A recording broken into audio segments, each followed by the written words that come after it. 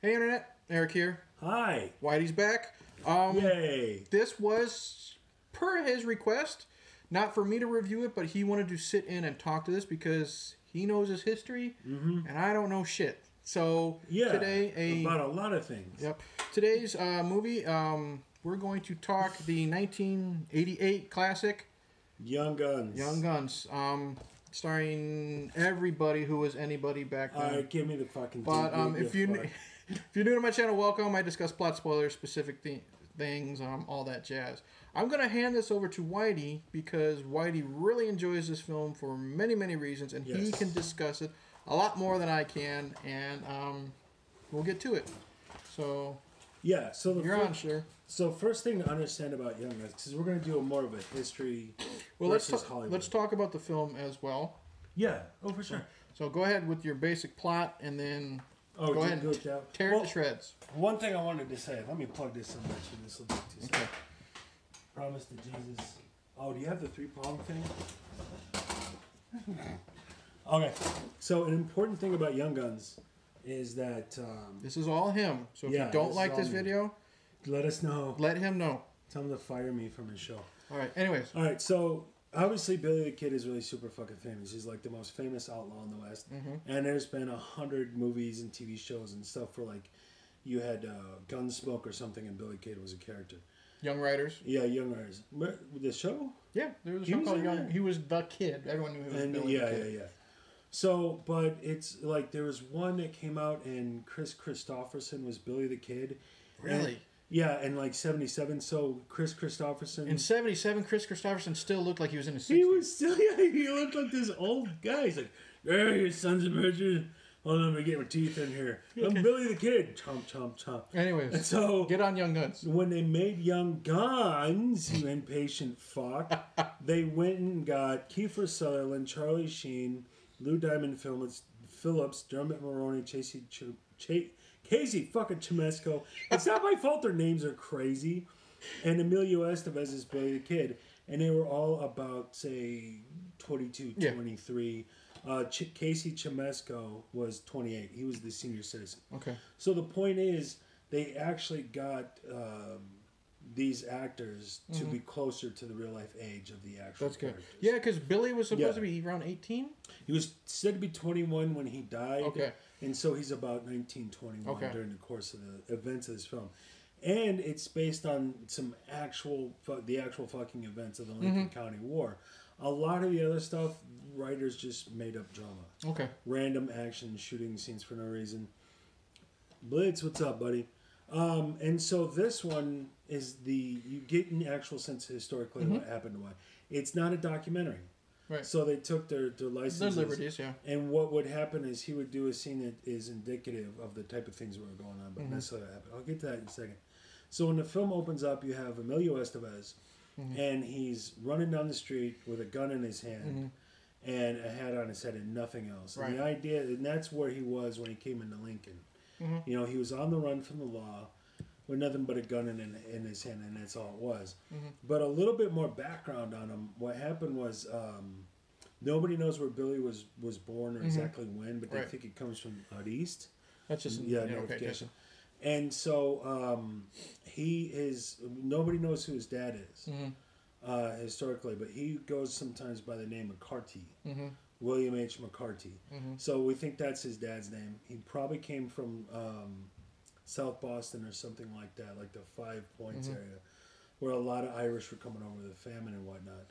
Nothing's known about his dad. He actually had a brother named Joe, but nobody knows anything other than that's all I know, his name. And so at some point, his mom went from the East Coast, was actually in Illinois at a point, in Missouri, and she was in one of these things where you write letters back and forth, like the equivalent of Tinder at the time, and met this guy named William H. No, it was William Macy. No, it wasn't. Trying to be historical here, dude. What was that? Antrim, William Antrim. Okay. Who was a coal miner. So they move to New Mexico. They move in with him. They get married. His mom dies from consumption. William Antrim wanted nothing to do with Billy the Kid, so he ended up orphaned. And everybody said he was a good kid, a good student prior to that point, but now he's like fucked. And so he fell in with a group called the Jesse Evans Gang. And was that these guys? No, that's what's coming in just a moment. Okay. The Jesse Evans Gang was like the equivalent of a modern day biker gang.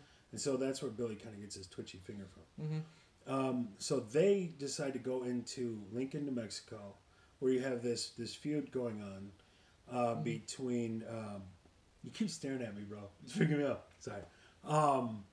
What was the guy's name? It was Murphy and it was John Tunstall, who was a young Englishman. Tunstall is the Terence Stamp guy, right? Terence Stamp guy, and he's runs a business and does cattle. And then opposite from him is L.G. Murphy and Dolan. And so there's these two factions. They're cattle businessmen. They own stores, and they're competing with each other. But L.G. Murphy has got this much larger group. He's got what they call the Murphy Men, which is 5,200 guys. And he's connected to something called the Santa Fe Ring, which is a bunch of corrupt politicians and whatnot. He's very powerful, very connected, a lot of guys, a lot of money. Terence Stamp's character, John Tunstall, is a 26-year-old Englishman, much smaller. You know, he's got about 30, 40 guys, but there's the big faction, the little faction. So when the Jesse Evans gang rolls into town, they go to work for the bigger faction, L.G. Murphy. Billy the Kid actually goes to work at a cheese-making factory. Shit you not. Wow. Kid you not, with Doc Scurlock, played by Kiefer Sutherland, and the other guy's name I'm blanking on, played by Casey Chimasco. That got shut down because they got run out of business. And then them and a rancher named Dick Brewer, they all end up working for John Tunstall. So it's basically the big faction. It's just like Super Walmart. It's wiping out all the small businesses. They end up working for John Tunstall. And right as Billy the Kid shows up and starts working with them as well, the Lincoln County War kicks off. So you know what? I'm not... last sentence, and then it's that's fine. Here he is, an honest, decent kid, but then he gets caught up in these circumstances, kind of outside of his control. I'm thinking of, and this is nothing against you. This isn't going to really be a movie review because you know your shit. This is going to be more like a history lesson type of video. What did I just say? Like when we started talking, I was like history versus Hollywood. Because I'm about to do all of this. I didn't think how much you were going to. I've got 5 more seconds. Like the next thing I was going to say was, and then you get to the point. Like the next thing to happen, so they go to work for John Tunstall, and the Lincoln County War is kind of on the verge of kicking off. And that's where you meet Billy the Kid when he's running down the street with a gun. Now, the one more point I wanted to make was... He's getting upset over nothing. Just like in the film... What a woman. They asked him at one point, they say, you know, you killed a guy. The guy he killed, his name was Wendy Cahill. And they were playing cards. Wendy Cahill thought he was cheating. Wendy Cahill is a bigger guy. Billy Kid's little Billy Kid. Knocked him down, started beating the shit out of him. Billy Kid pulled out a gun and shot him in the abdomen. Okay. He died the next day. So that's where we get to when they come into Lincoln and he starts working for John Tunstall. That all actually happened, but that's just the 5 minutes of details to get you up to that point that the film doesn't address. Which is fine because, again, it's an action shoot 'em up. And this is all you got to know. He's on his own with nothing but a gun in his hand. He's running from the law. And that, what the John Fusco, the director, gets you is all that information in that one quick moment. And then he ends up with the regulators, which are these guys working for John Tunstall, and that's where the kind of the film gets going. And so that's there. Fuck you. You're getting so. Now we get to the damn movie. No. Here's all you need. No, what it's saying is, it can be more. This can be more of just like a history lesson instead of just a movie review. So I might not put it in like the movie review. But I'm section not. There's not that was the bulk of my talking that isn't directly involved in the film. So now we can talk about the film. You ready? Let's go, kids. Well, what I was saying is I really like all the performances. You've thrown me. Go for it. You've thrown me for a loop. My favorite character, actually, out of all these people, my favorite character is not on the box cover. My favorite character is John Tunstall, played by Terence Stamp. Yes. I love how he's taking these boys in and he's teaching them to read. Yeah. He's getting them off the streets. He's trying to make them, I don't know, like proper gentlemen or what, but that's just a notification. Don't pay attention. But he's trying to make them proper gentlemen. And then when he is gunned down, you believe like the rage and the sadness out of all these men. Yes. But every single one of these guys is great. Emilio Estevez is he does a great job of making Billy the Kid charismatic, but dangerous. Exactly. This guy would be your friend, but he would shoot you in the back in a heartbeat. And part of that was given what he'd come through, being orphaned and all, and he was loyal. Mm-hmm. So when he was like a lost puppy dog, you showed him some loving compassion. He loves you, but the guy who's yelling at you, he's gonna rip his balls off out of loyalty. But that's kind of the draw to Billy the Kid. He wasn't just a psychopathic murderer. No, he it wasn't greed. It was loyalty that drove him. Mm-hmm. And then Kiefer Sutherland as the older. Yeah, a little more. He's a under little bit older. Right, he's under 30, but he's the older one of the group. So he's not really like the secondary father figure, but he's also looking out for them. And him and Charlie Sheen are like older brothers. Okay, like the older brothers. Terence Stamp is the father, and Charlie Sheen and Kiefer Sutherland are kind of the older brothers to the rest of the boys. Yep. I like how Lou Diamond Phillips, because he's the Native American, he's Native American Mexican, right? Mexican American. But he's the outsider because they're always throwing. No, Mexican Indian. That's what I said. I fucked up. Mexican Indian. That's the direct line. They're like somebody's like Mexican Indian, you son of a bitch. That's his retort all the time. But I like him being that outsider because he's not a white boy, and he's putting up with their shit, but he's still also very loyal to them because I think it's more out of respect to Terence Stamp than anything until once Terence is murdered, he's got no one but these guys. Exactly, and they got that bit where he talks about how, the tribe he grew up with kind of got a combination of starved to death and slaughtered and stuff. He's got nowhere else to go as well. Right. So it's like an island of misfit toys. Mm-hmm. Perfect. They're all, that's what the regulars are. They're all and they say that they're the Flotsam and Jetsam of, frontier society. They got nowhere else to be. Right. So Terence Stamp takes him in, and Terence Stamp isn't this older guy in the film, but in real life he was, John Tunstall was only 26 years old. He's not any older than them. But it works with giving him the father figure because you see how he's kind of, like you said, he's taking them all these orphans in from different situations and taking care of them. And it's a really good movie. Yeah, it's probably a bit blown out of proportion because and they made it very Hollywood. Yeah, but Lou Diamond Phillips is a composite of a number of guys. And then you said that Dirty Steve and Casey Chimesco was Charlie Beaudry. Yeah, they were actually one person split into two. No, what it is there wasn't just those. There's the 6 guys there, and then a 7th guy joins them partway through. It was more like 30 or 40 guys that were coming and going. Because in the second film, you have Arkansas Dave Rudaball. Dave Rudaball and the kid. What was the kid's name? I don't remember. The whippersnapper. They were actually there for all of this. Okay. And then the kid in the movie. I can think of the actor's name, but not the character's name for some reason. But he's actually older than Billy the Kid in real life. Okay. But they were actually there. But what you did is you broke that down to just 7 guys for the sake of, so you get to know them better in filmmaking, but also so they feel more disadvantaged to the larger group. And it works visually. But so what they did was they took 3 or 4 different guys and made it Steve Stevens. 3 or 4 different guys became Charlie Beaudry.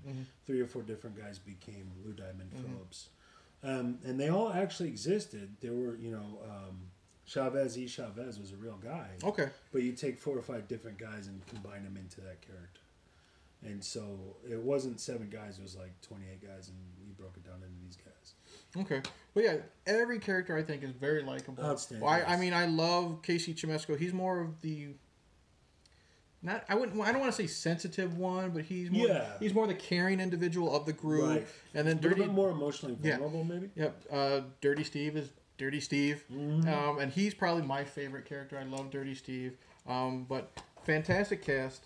The action is top notch. Yes. The shootout at the end, and between the regulators and then Jack Palance's people. Yeah. The Murphy Dolan. The Murphy.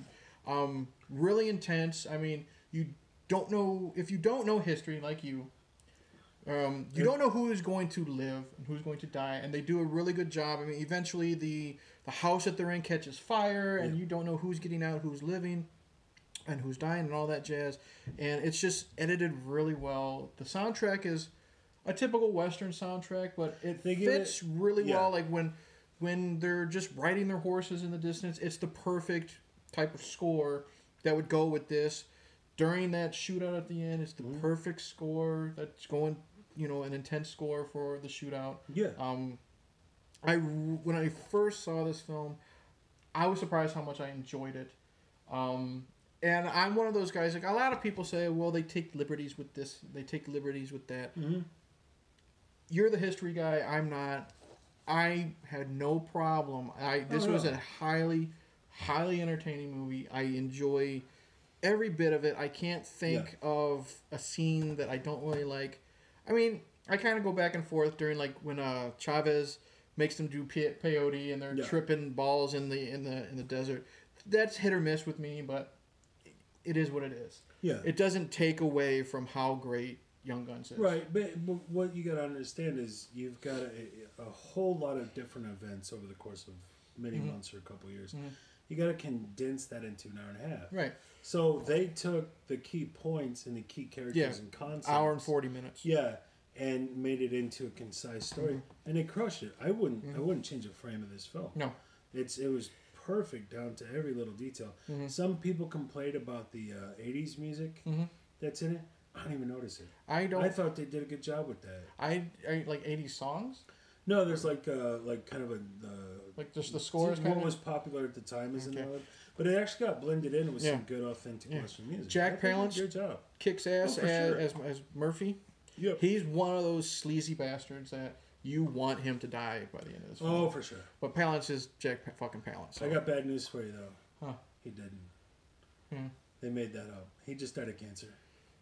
Whatever. Hollywood. Good job, Hollywood. You did a lot, but he didn't get shot in the head by Billy the Kid from 50 yards away. But see, but after all this, after watching all this intense scenes, do you want him to die? No, you want him to get his head blown off. Precisely. So, this is the one time when Hollywood butchered history for the greater good. But it did, but it didn't, because again. Well, you know what I mean. They took it liberties, but this got. My point I was making before is this got so much closer to what really happened. Mm-hmm. So again, you can't take all this shit and you gotta condense it to an hour and a half long. And so this really got you. This is what'll happen. So there's the scene towards the beginning where they have that shootout in that bar. Mm-hmm. Okay, that didn't literally happen, but you get the idea, because what happened was John Tunstall gets killed, and then they all get deputized to go chase down the bad guys. Right. They got no training, and they're all in their 20s. Mm-hmm. And so they go running in that bar, and shit just kind of got carried away. Yeah. And so that's the essence of what happened. Mm-hmm. A bunch of dudes on this side that were just handed badges, and a bunch of dudes on this side that were just handed badges. Mm-hmm.